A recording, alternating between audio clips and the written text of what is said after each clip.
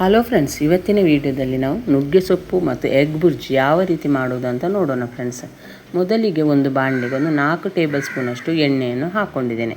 ಎಣ್ಣೆ ಬೇಕಂದರೆ ನೀವು ಕಡಿಮೆನೂ ಹಾಕ್ಕೋಬೋದು ಫ್ರೆಂಡ್ಸ್. ನಾನು ಮತ್ತು ಇಲ್ಲಿ ನುಗ್ಗೆ ಸೊಪ್ಪಾಗಲಿ ಈರುಳ್ಳಿ ಬೇಯೋದಕ್ಕೆ ನೀರನ್ನು ಹಾಕ್ಕೊಳ್ಳೋದಿಲ್ಲ. ಈ ಎಣ್ಣೆಯಲ್ಲೇ ಫ್ರೈ ಮಾಡೋದಕ್ಕೋಸ್ಕರ 1 ಟೇಬಲ್ ಸ್ಪೂನ್ ಎಣ್ಣೆಯನ್ನು ಜಾಸ್ತಿನೇ ಹಾಕ್ಕೊಂಡಿದ್ದೇನೆ. ಎಣ್ಣೆ ಚೆನ್ನಾಗಿ ಬಿಸಿ ಆದಮೇಲೆ ಸಾಸಿವೆ ಮತ್ತು 1-2 ಈರುಳ್ಳಿಯನ್ನು ಹಾಕ್ಕೊಂಡಿದ್ದೆ. ನಿಮಗೆ ಕ್ವಾಂಟಿಟಿ ಜಾಸ್ತಿ ಬೇಕಂದರೆ ಫ್ರೆಂಡ್ಸ್ ಈರುಳ್ಳಿಯನ್ನೇ ಜಾಸ್ತಿ ಹಾಕ್ಕೋಬೇಕು.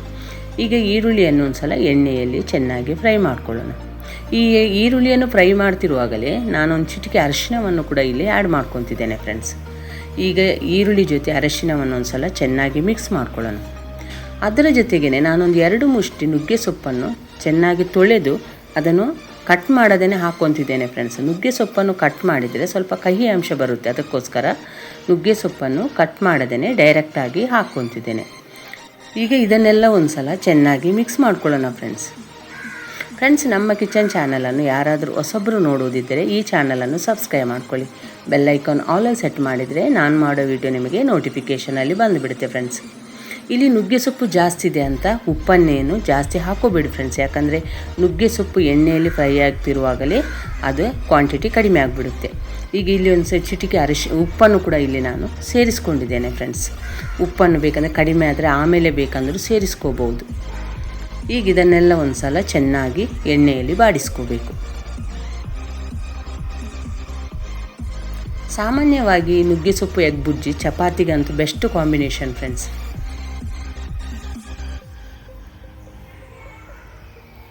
ಈಗ ಇಲ್ಲಿ ನುಗ್ಗೆ ಸೊಪ್ಪು ಒಂದು ಸ್ವಲ್ಪ ಫ್ರೈ ಆಗ್ತಿರುವಾಗಲೇ ನಾನು ಮನೆಯಲ್ಲಿ ರೆಡಿ ಮಾಡಿರುವಂಥ ಬ್ಯಾಡಗಿ ಮೆಣಸಿನ್ಕಾಯಿ ಅಚ್ಕಾರದ ಪುಡಿಯನ್ನು ಹಾಕ್ಕೊತಿದ್ದೇನೆ. ಜೊತೆಗೇ ಒಂದು ಅರ್ಧ ಚಮಚ ಅವಿಜೆ ಜೀರಿಗೆಯನ್ನು ಹಾಕ್ಕೊತಿದ್ದೇನೆ. ನಿಮಗೆ ಖಾರಕ್ಕೆ ನೋಡಿಕೊಂಡು ಅಚ್ಕಾರದ ಪುಡಿಯನ್ನು ಸೇರಿಸ್ಕೋರಿ ಫ್ರೆಂಡ್ಸ್, ಜಾಸ್ತಿ ಅಚ್ಕಾರದ ಪುಡಿಯನ್ನು ಸೇರಿಸ್ಕೋಬೇಡಿ. ಈಗ ಈ ಮಸಾಲೆ ಜೊತೆ ನುಗ್ಗೆ ಸೊಪ್ಪನ್ನು ಒಂದು ಸಲ ಚೆನ್ನಾಗಿ ಮಿಕ್ಸ್ ಮಾಡ್ಕೋಬೇಕು. ಒಂದು 5-6 ನಿಮಿಷ ಈ ನುಗ್ಗೆ ಸೊಪ್ಪನ್ನು ಎಣ್ಣೆಯಲ್ಲಿ ಫ್ರೈ ಮಾಡ್ಕೋಬೇಕು ಫ್ರೆಂಡ್ಸ್. ನೀವು ನೋಡ್ತಿರ್ಬೋದು ಆವಾಗ ನುಗ್ಗೆ ಸೊಪ್ಪು ಭಾಳ ಇದ್ವು, ಈಗ ಕ್ವಾಂಟಿಟಿ ಕಡಿಮೆ ಆಗುತ್ತಾ ಬಂದಿದೆ ಫ್ರೆಂಡ್ಸ್. ಈಗ ಈ ನುಗ್ಗೆ ಸೊಪ್ಪು ಮಸಾಲೆ ಜೊತೆ ಚೆನ್ನಾಗಿ ಮಿಕ್ಸ್ ಆದಮೇಲೆ ನಾನು ಇಲ್ಲಿ ಒಂದು 4 ತತ್ತಿಯನ್ನು ಹಾಕ್ಕೊತಿದ್ದೇನೆ. ನಿಮಗೆ ತತ್ತಿ ಜಾಸ್ತಿ ಬೇಕಂದರೆ ನೀವು ಜಾಸ್ತಿನೂ ಹಾಕ್ಕೋಬೋದು ಫ್ರೆಂಡ್ಸ್.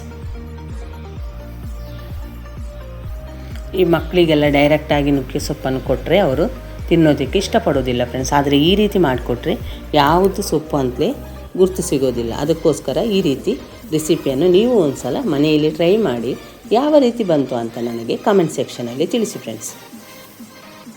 ಈಗ ಈ 4 ತತ್ತಿಯನ್ನು ಹಾಕಿದ ಮೇಲೆ ಚೆನ್ನಾಗಿ ಫ್ರೈ ಮಾಡ್ಕೋಬೇಕು.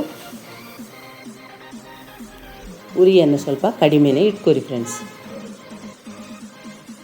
ಇಲ್ಲಿ ಉಪ್ಪು ಅಥವಾ ಖಾರ ಪುಡಿ ಏನೇ ಕಡಿಮೆ ಆಗಿದ್ರು ಈ ಟೈಮಲ್ಲಿ ನೀವು ಸೇರಿಸ್ಕೋಬೋದು ಫ್ರೆಂಡ್ಸ್. ನಾನೊಂದು ಸ್ವಲ್ಪ ಉಪ್ಪನ್ನು ಸೇರಿಸ್ಕೊಂಡಿದ್ದೇನೆ, ಆದರೆ ಅದು ವಿಡಿಯೋದಲ್ಲಿ ಸ್ಕಿಪ್ ಆಗಿದೆ. ಜೊತೆಗೆ ಒಂದು ಅರ್ಧ ಚಮಚದಷ್ಟು ಅಚ್ಕಾರದ ಪುಡಿಯನ್ನು ಕೂಡ ನಾನೀಗಿಲ್ಲಿ ಸೇರಿಸ್ಕೊತೇನೆ ಫ್ರೆಂಡ್ಸ್.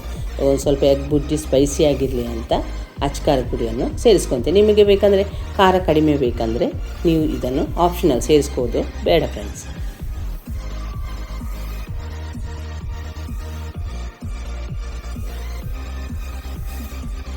ಈ ಅಚ್ಕಾರದ ಪುಡಿಯನ್ನು ಸೇರಿಸ್ಕೊಂಡ್ಮೇಲೆ ಭಾಳ ಹೊತ್ತೇನು ಇದನ್ನು ಫ್ರೈ ಮಾಡಬೇಕಂತ ಇಲ್ಲ ಫ್ರೆಂಡ್ಸ್.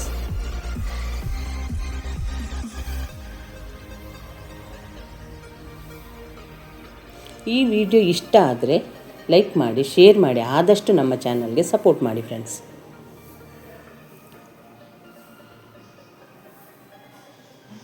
ಈಗ ನುಗ್ಗೆ ಸೊಪ್ಪು ಮತ್ತು ತತ್ತಿ ಚೆನ್ನಾಗಿ ಮಿಕ್ಸ್ ಆಗಿದೆ ಫ್ರೆಂಡ್ಸ್. ಈ ವಿಡಿಯೋವನ್ನು ನೋಡಿದ್ದಕ್ಕೆ ನಿಮಗೆ ತುಂಬ ಧನ್ಯವಾದಗಳು ಫ್ರೆಂಡ್ಸ್.